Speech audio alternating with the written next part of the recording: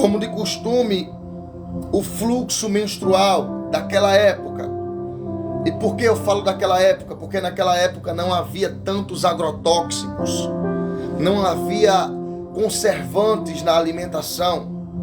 Era um tempo diferente, uma comida diferente, aonde se vivia diferente. Então, normalmente, durava-se 7 dias o período menstrual das jovens daquela época. E ela, possivelmente aos seus 14 anos de idade, veio menstruar. Ela veio a entrar no seu período menstrual. E com certeza a sua mãe se aproximou dela e explica para ela o que é que acontece nesse período. E ela vai explicar para a filha que após 7 dias tudo vai ficar bem. A filha está embasada na palavra da mãe. A filha está convicta que aquele sangramento vai parar. Só que passa o primeiro dia, na mente da filha está tudo certo. Segundo dia está tudo certo. Terceiro dia está tudo certo. Quarto dia ainda tem sangue. Quinto dia, sexto dia, e a menina está dizendo: amanhã tudo para. Amanhã o fluxo de sangue acaba. Amanhã essa tormenta vai embora. Ainda era uma criança, praticamente 14 anos de idade. Só que chega o 7º dia e o fluxo sanguíneo está vindo na mesma frequência, na mesma continuidade, na mesma quantidade. E isso preocupa os pais. O que vai acontecer é, chega o 8º dia e não era comum. E para onde é que a família leva aquela criança? Para o médico da cidade. Só que os médicos usam todos os recursos. Os médicos usam todos os procedimentos e nenhum deles consegue trazer resultado. É aqui que a história, segundo Lucas no capítulo 8, vai dizer que ela tem gastado todos os seus haveres e não puderam fazer nada, ou seja, os seus pais gastaram tudo. Agora ela vai precisar sair de casa, porque sendo uma menina com fluxo sanguíneo, ela vai se retirar para um lugar que fica do outro lado dos muros da cidade, porque ela é tida como imunda. Segundo a ordem de Levítico, as pessoas com fluxo de sangue, com lepra, que eram mancos ou ressecados ou leprosos, deveriam ficar fora da cidade, porque eram tidos como leprosos.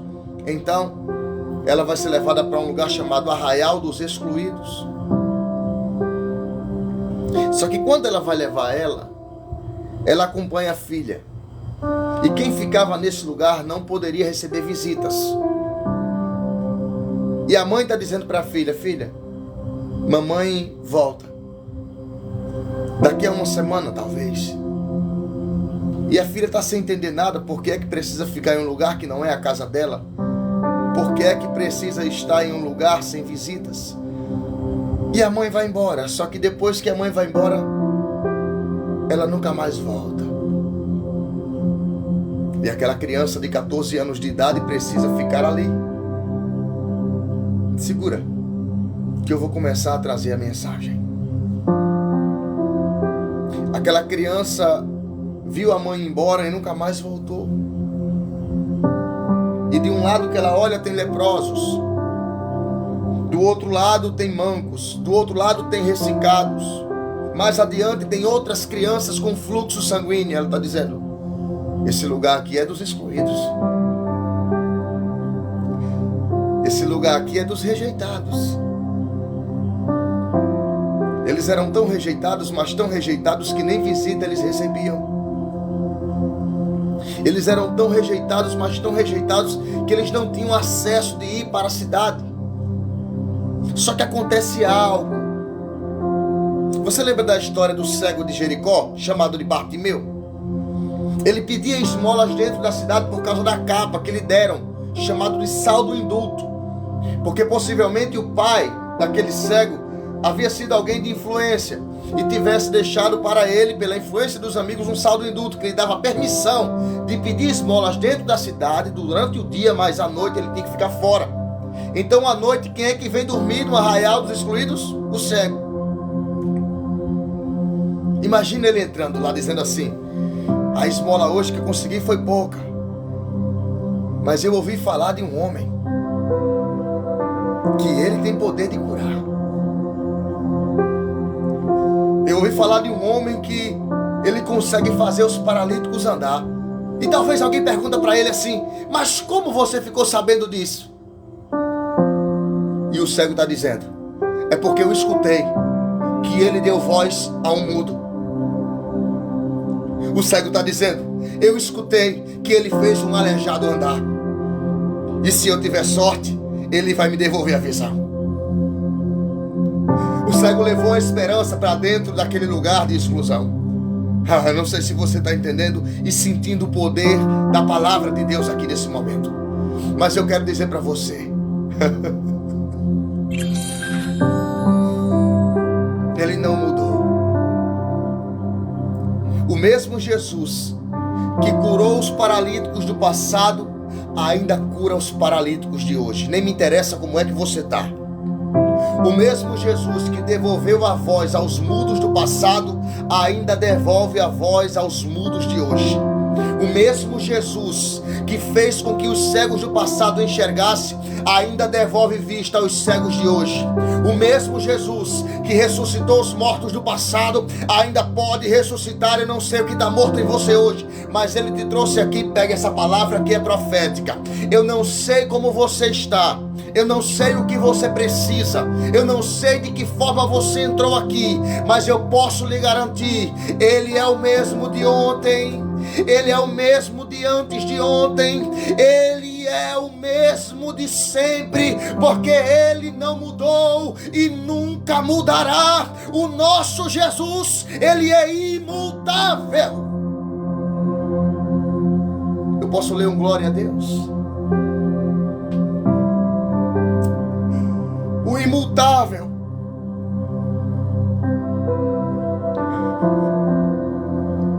Aquele homem destilou esperança dentro de um arraial de exclusão.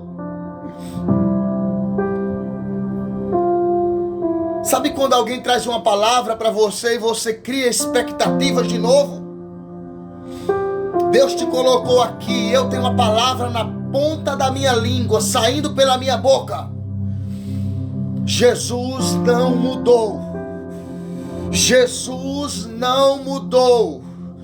E vou lhe garantir algo muito específico: se Ele lhe prometeu que você vai superar, é porque você vai superar.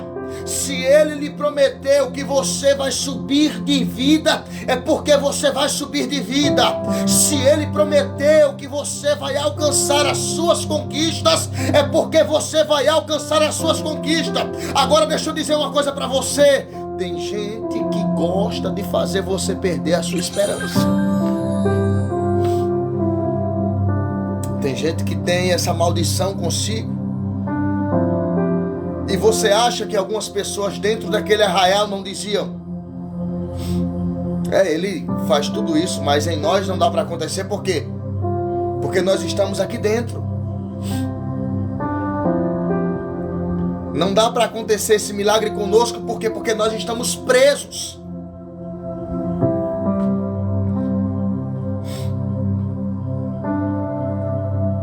Aquela mulher que já não era mais jovem, agora era uma mulher, pois 12 anos haviam se passado. Ela agora não tem mais 14 anos de idade, ela tem 26.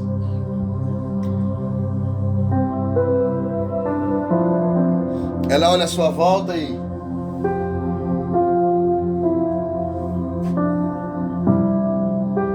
estou 12 anos aqui. E em 12 anos nunca ouvi falar de alguém que pudesse mudar a minha vida. Estou à beira da morte porque ela está anêmica. É aqui que entra a virtude de uma guerreira. Porque ela analisa. Ela sabe que está fraca. Ela sabe que está cansada. E ela chega a uma condição mental de dizer: entre morrer aqui e morrer tentando, eu prefiro a segunda opção. Está muito forte a presença de Deus. Entre morrer aqui e morrer tentando, eu prefiro a segunda alternativa. Tem gente que está aqui e não está conseguindo entender.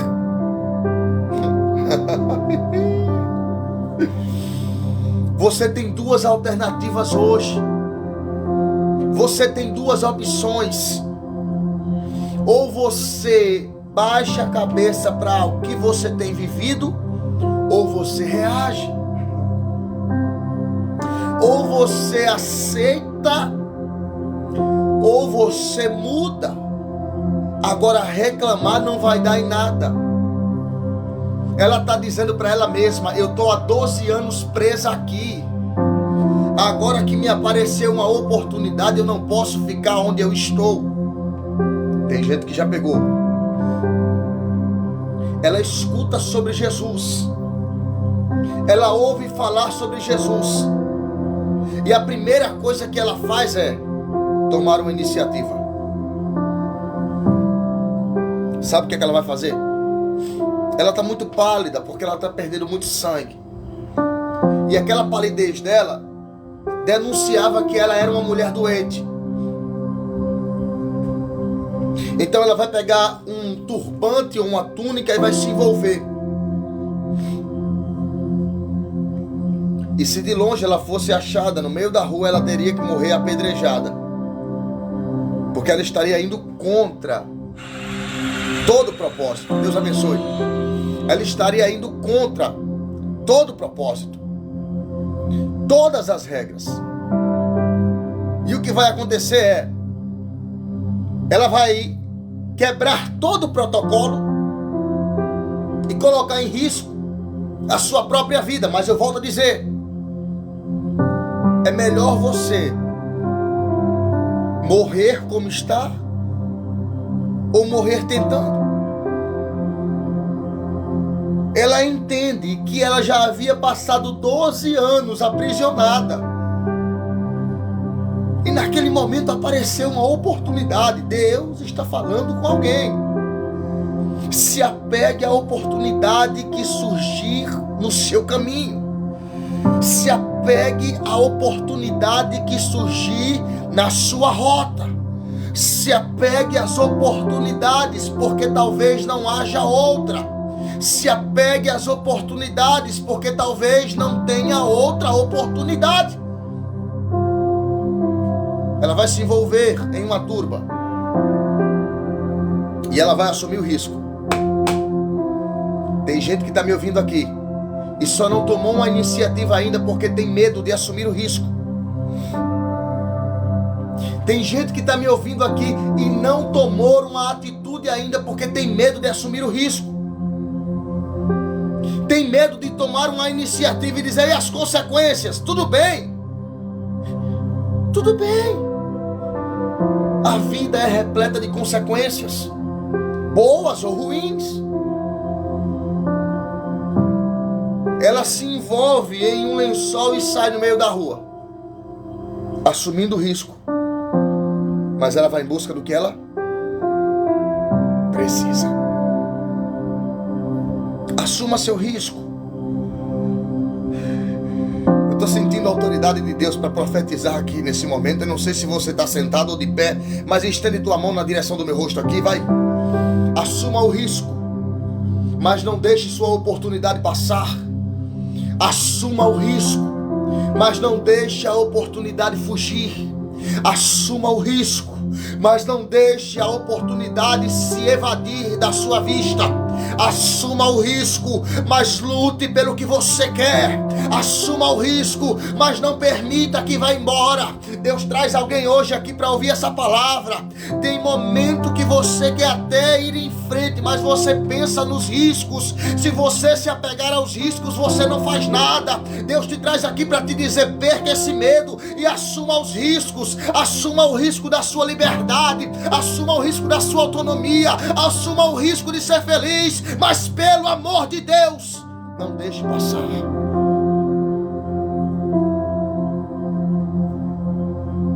Assuma o risco.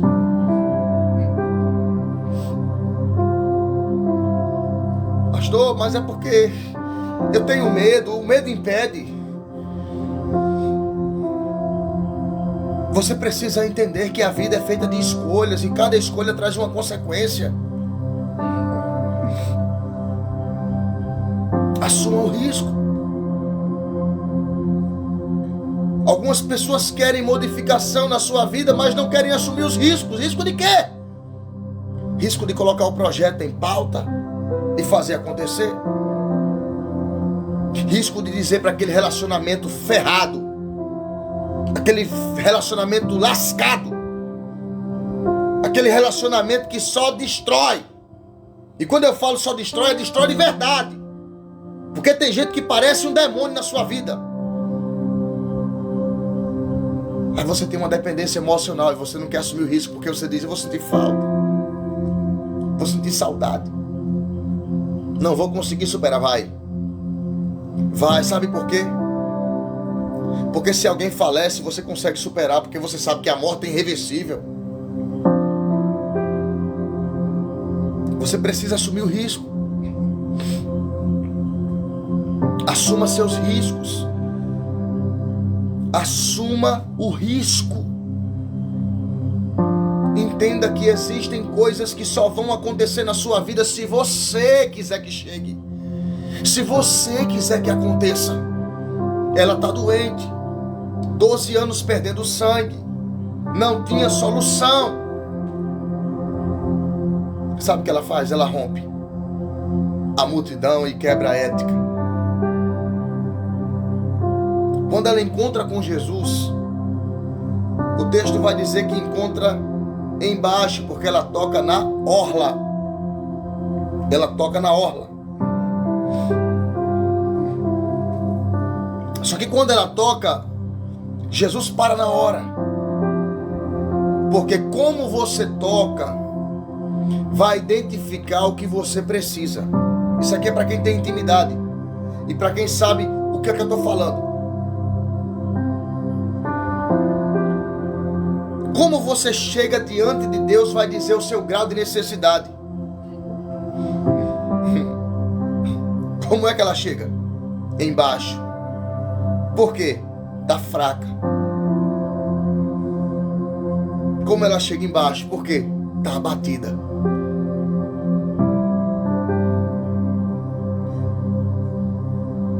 E é aqui que eu aprendo que toda vez que eu tô fraco, que eu tô abatido, só existe um lugar onde eu consigo refúgio. É nos pés dele. E ela chega dizendo, não com palavras, mas com atitudes. Ela toca, mas assim que ela toca, ela recebe um milagre. E Jesus disse: como assim? Não teve diálogo, não teve pergunta, não teve interrogatório. Ela só chegou e tocou, e quando ela toca, ela absorve. Jesus diz assim: peraí, alguém me tocou. Aí Pedro diz: mestre, a multidão te aperta e te oprime. E tu diz: quem me tocou? Eu disse: não, eu não perguntei quem, eu disse que alguém me tocou. Porque no meio de tantas pessoas, embora muitas pessoas esbarrassem em Jesus, nenhuma daquelas conseguiram extrair o que somente aquelas. Não, isso aqui é para quem tem intimidade. No meio de tanta gente, somente uma conseguiu extrair o milagre. Porque existem pessoas que são autênticas.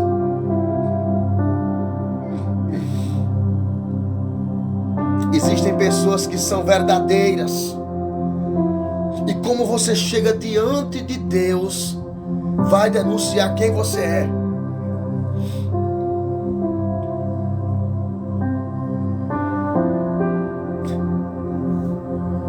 Quando Jesus olha para ela,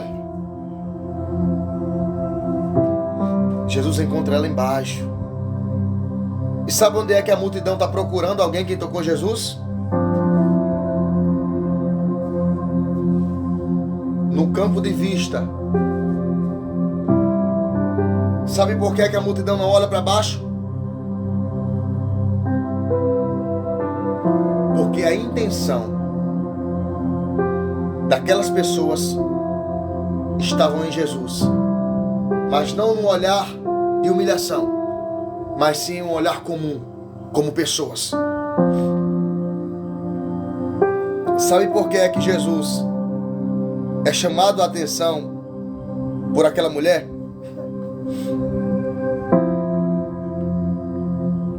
Não é porque ela chega rastejando,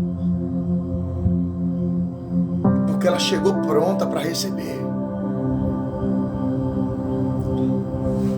Isso aqui é tão mistério, mas tão mistério, que se você parar para tentar compreender a coisa ao pé da letra,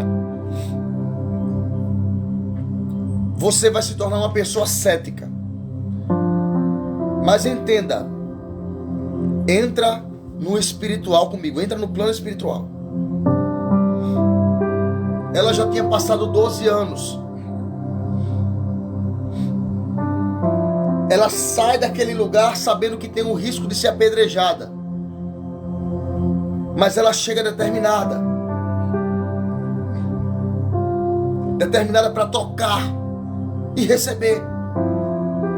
Porque ela não esperava nem que Jesus lhe desse atenção. Ela só queria tocar. Ela foi tão sedenta, mas tão sedenta, que ela disse: só se eu tocar, ou seja, o milagre aconteceu pela medida da entrega dela. Ela já foi concretizada, que se ela apenas tocasse, o milagre aconteceria. Ela foi só receber, porque pronta ela já estava. Deus está dizendo para alguém aqui hoje: faça algo diferente para receber o que nunca recebeu. Haja de uma forma diferente para realizar o que nunca foi realizado.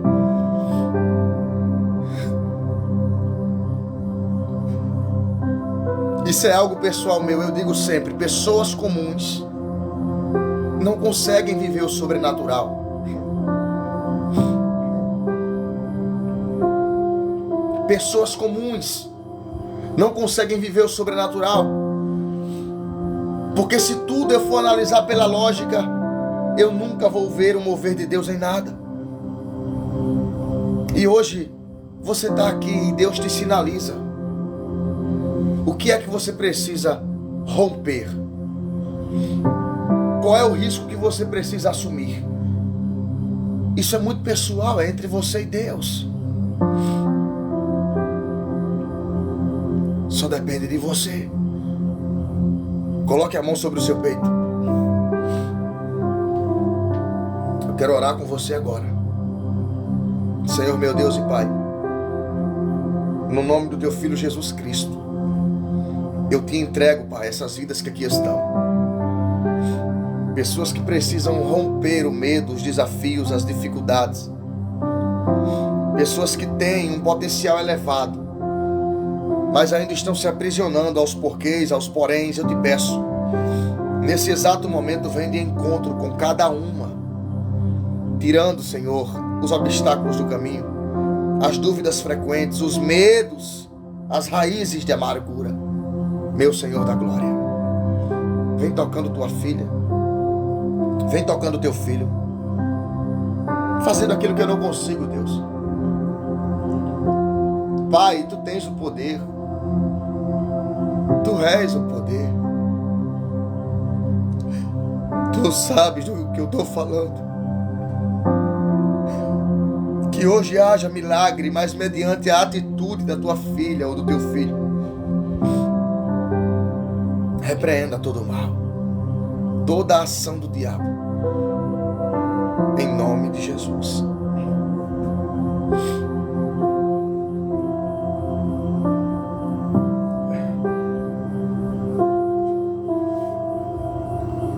Hoje Deus está entregando aqui. Abre a mão.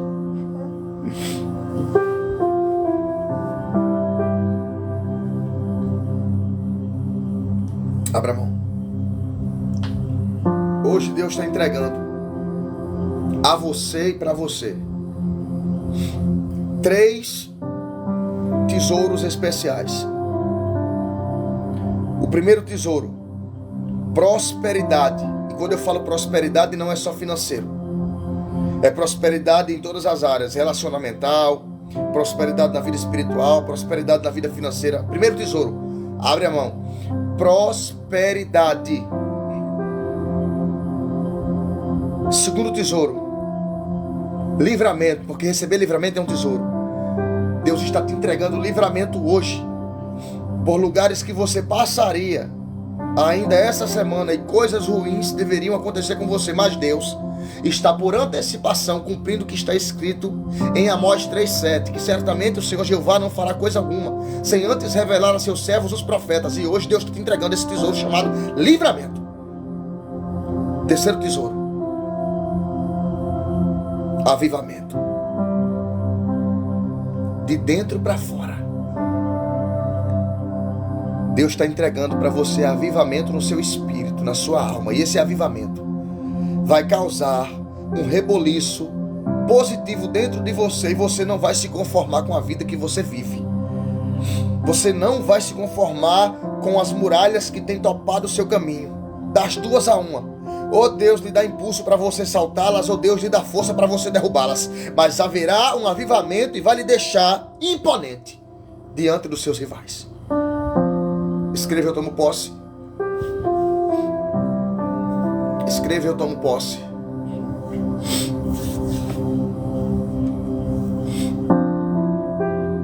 Fica comigo para nós orarmos.